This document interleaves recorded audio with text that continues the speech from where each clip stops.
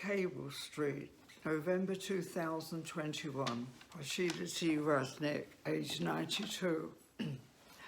My mother's family arrived from North Poland to England in the early 1900s and settled in Cable Street in the East End of London to open a bakery a few shops away from Zada's brother-in-law's fish and chip shop business.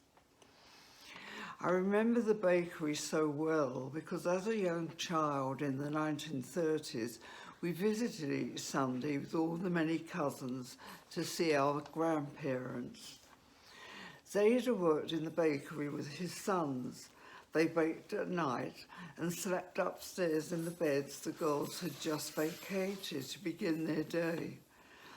I never ever went upstairs to see these rooms.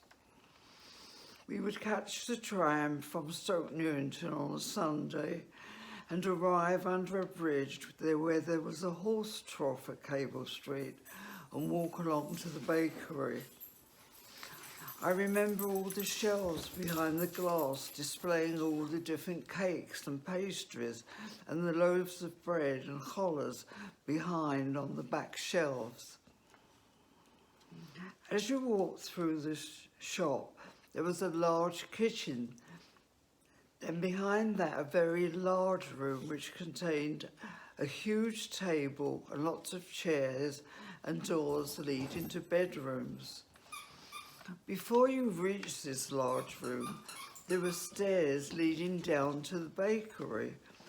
The whole of the ground floor housed the machinery, ovens and equipment for the bakery. To the right was another door which led to a small outdoor yard which held a lavatory which was always described as out the back.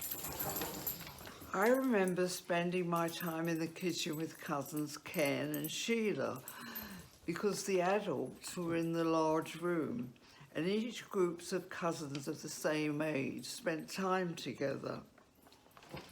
In the summer, we would walk to the Tower of London because the local authority put sand along the River Thames so that you could play and make sand castles, and we would visit the tower and feed the ravens that lived there, sit on the cannons and see the beefeaters, who were the guards, walk across the bridge and just have a wonderful time.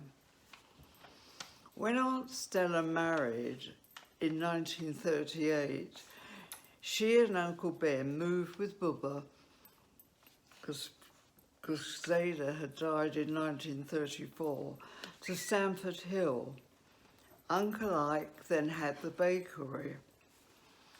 I remember during the war in the 1940s, when I was in London and food was rationed, going with my mother to the bakery where Uncle Ike had flour, fat, dried eggs, and my mother would do her baking in the large ovens. On a Friday night, nearby neighbours would bring their Sabbath meal in a pot with a large label to put in the oven. It was collected by the Shoppers Goy after shul on Saturday.